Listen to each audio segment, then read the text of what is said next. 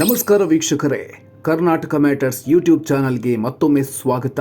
ಮಧ್ಯಪ್ರಾಚ್ಯದ ಮರಳಿನಲ್ಲಿ ಈಗ ಯುದ್ಧದ ಕಿಡಿ ಜ್ವಾಲಾಗ್ನಿಯಾಗಿ ಹೊತ್ತಿ ಉರಿಯುತ್ತಿದೆ. ಇಸ್ರೇಲ್ ನಂತರ ಅಮೆರಿಕ ಕೂಡ ಇರಾನ್ ಮೇಲೆ ಮುಗಿಬಿದ್ದಿದೆ. ಹೀಗಾಗಿ ಒಂದು ಕಡೆ ಅಮೆರಿಕ, ಇನ್ನೊಂದು ಕಡೆ ಇಸ್ರೇಲ್, ಇವೆರಡನ್ನು ಏಕಕಾಲಕ್ಕೆ ಎದುರು ಹಾಕಿಕೊಂಡಿದೆ ಇರಾನ್. ಈ ಇಡೀ ಸಂಘರ್ಷದ ಕೇಂದ್ರವೆಂದು ಇರಾನ್ನ ಅಸಲಿ ಶಕ್ತಿ ಆಯತುಲ್ಲಾ ಅಲಿ ಖಮೇನಿ, ಜಗತ್ತಿಗೆ ನಿಗೂಢವಾಗಿರುವ ಇರಾನ್ನ ಸರ್ವೋಚ್ಚ ನಾಯಕ. ಅಮೆರಿಕದ ಅಧ್ಯಕ್ಷರು ಆತ ಎಲ್ಲಿದ್ದಾನೆ ಎಂದು ಗೊತ್ತು ಎನ್ನುತ್ತಿದ್ದಾರೆ. ಇಸ್ರೇಲ್ನ ಪ್ರಧಾನಿ ಅವನ ದಿನಗಳು ಇನ್ನೇನು ಮುಗಿತು ಅಂತ ಗುಡುಕ್ತಿದ್ದಾರೆ. ಆದರೆ 3 ದಶಕಗಳಿಂದ ಈ ಎಲ್ಲ ಬೆದರಿಕೆಗಳ ನಡುವೆಯೂ ಇರಾನ್ನ ಸರ್ವೋಚ್ಚ ನಾಯಕನಾಗಿ ಆಳ್ವಿಕೆ ನಡೆಸುತ್ತಿರುವ ಈ ಖಮೇನಿ ನಿಜಕ್ಕೂ ಯಾರು? ಖಮೇನಿ ಜೀವನದ ಕಥೆಯಲ್ಲಿ ಹೋರಾಟ ಇದೆ, ಜೈಲಿದೆ, ಗಡಿಪಾರಿದೆ. ಅಷ್ಟೇ ಅಲ್ಲ, ನಮ್ಮ ಕರ್ನಾಟಕದೊಂದಿಗೆ ಒಂದು ವಿಶೇಷ ನಂಟಿದೆ. ಈ ನಿಗೂಢ ನಾಯಕನ ಸಂಪೂರ್ಣ ಚರಿತ್ರೆಯನ್ನ ಇಂದು ನೋಡೋಣ. ಅದಕ್ಕೂ ಮೊದಲು ನಮ್ಮ ಕರ್ನಾಟಕ ಮ್ಯಾಟರ್ಸ್ ಯೂಟ್ಯೂಬ್ ಚಾನೆಲ್ಗೆ ತಪ್ಪದೇ ಸಬ್ಸ್ಕ್ರೈಬ್ ಆಗಿ ಬೆಲ್ ಐಕಾನ್ ಪ್ರೆಸ್ ಮಾಡೋದನ್ನ ಮರಿಬೇಡಿ. ಇರಾನ್ನ ಸರ್ವೋಚ್ಚ ನಾಯಕನಿಗೂ ಕರ್ನಾಟಕದ ಚಿಕ್ಕಬಳ್ಳಾಪುರಕ್ಕೂ ಏನು ಸಂಬಂಧ ಇದೆ. ಖಮೇನಿ ಅಧಿಕಾರದ ಉತ್ತುಂಗಕ್ಕೇರುವ ಮೊದಲೇ 1986ರಲ್ಲಿ ಇರಾನ್ ಅಧ್ಯಕ್ಷರಾಗಿ ನಮ್ಮ ನೆಲಕ್ಕೆ ಕಾಲಿಟ್ಟಿದ್ರು. ಗೌರಿಬಿದನೂರು ತಾಲೂಕಿನ ಅಲಿಪುರ ಎಂಬ ಈ ಪಟ್ಟಣ ಪುಟಾಣಿ ಇರಾನ್ ಎಂದೇ ಕರೆಸಿಕೊಳ್ಳುತ್ತೆ. ಶತಮಾನಗಳ ಹಿಂದಿನಿಂದಲೂ ಇಲ್ಲಿ ಶಿಯಾ ಸಮುದಾಯದವರು ಜೀವನ ನಡೆಸುತ್ತಿದ್ದಾರೆ. ಇರಾನ್ ನಮ್ಮ ಪವಿತ್ರ ಧಾರ್ಮಿಕ ಸ್ಥಳ ಎಂಬುದೇ ಇವರ ನಂಬಿಕೆ.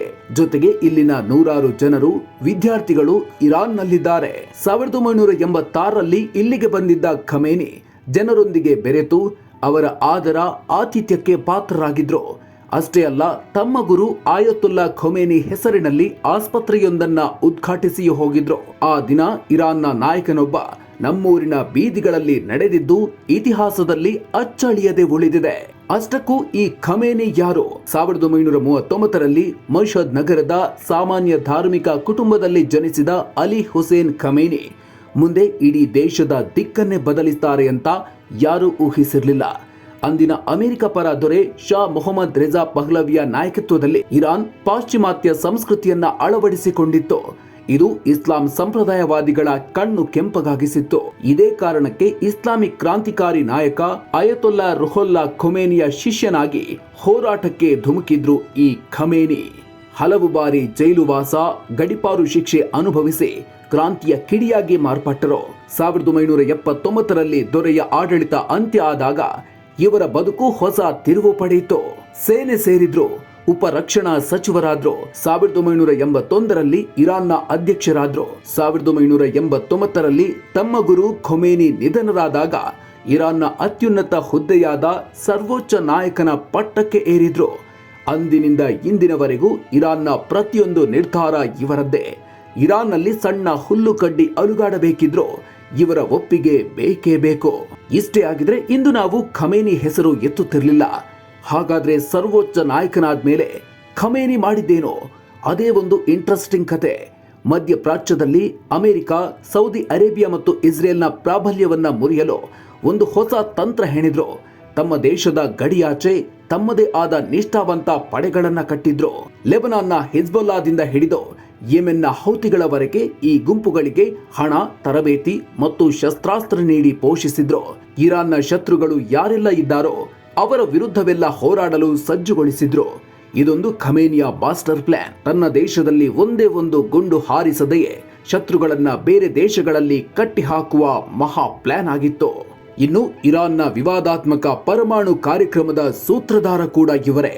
ನಾವು ಅಣುಬಾಂಬ್ ತಯಾರಿಸೋದಿಲ್ಲ, ಅದು ಇಸ್ಲಾಂಗೆ ವಿರುದ್ಧ ಅಂತ ಫತ್ವಾ ಹೊರಡಿಸಿದ್ರು. ಪಾಶ್ಚಿಮಾತ್ಯ ಜಗತ್ತು ಇವರ ಮಾತನ್ನ ನಂಬಲು ಸಿದ್ಧವಿಲ್ಲ. ಇಂತಹ ಖಮೇನಿ ಇರುವ ಸ್ಥಳ, ಅವರ ಚಲನವಲನ ಎಲ್ಲವೂ ಪರಮ ರಹಸ್ಯ. ಇಸ್ರೇಲ್ನ ಮೊಸಾದ್ ಇರಾನ್ನ ಪರಮಾಣು ವಿಜ್ಞಾನಿಗಳನ್ನು, ಸೇನಾ ಕಮಾಂಡರ್ಗಳನ್ನ ಹತ್ಯೆ ಮಾಡಿದೆ. ಆದರೆ 86 ವರ್ಷದ ಖಮೇನಿಯನ್ನ ಇಲ್ಲಿಯವರೆಗೆ ಮುಟ್ಟಲು ಸಾಧ್ಯವಾಗಿಲ್ಲ. ಒಂದು ವೇಳೆ ಇಸ್ರೇಲ್ ಅಥವಾ ಅಮೆರಿಕ ನೇರವಾಗಿ ಅಯತುಲ್ಲಾ ಖಮೇನಿಯರನ್ನೇ ಗುರಿಯಾಗಿಸಿದ್ರೆ ಕಥೆಯೇನು? ಆ ದಾಳಿ ನಡೆದರೆ ಈಗ ನಡೀತಾ ಇರುವ ಸಂಘರ್ಷವನ್ನ 3ನೇ ಮಹಾಯುದ್ಧಕ್ಕೆ ತಳ್ಳಬಹುದಾ? ಈ ಪ್ರಶ್ನೆಗೆ ಉತ್ತರ ಯಾರಿಗೂ ತಿಳಿದಿಲ್ಲ. ಆದ್ರೆ ಆ ದಿನ ದೊಡ್ಡದೊಂದು ಬಿಕ್ಕಟ್ಟಿಗೆ ದಾರಿಯಾಗೋದಂತೂ ಸತ್ಯ. ಈ ಬಗ್ಗೆ ನಿಮಗೆ ಏನನ್ಸುತ್ತೆ?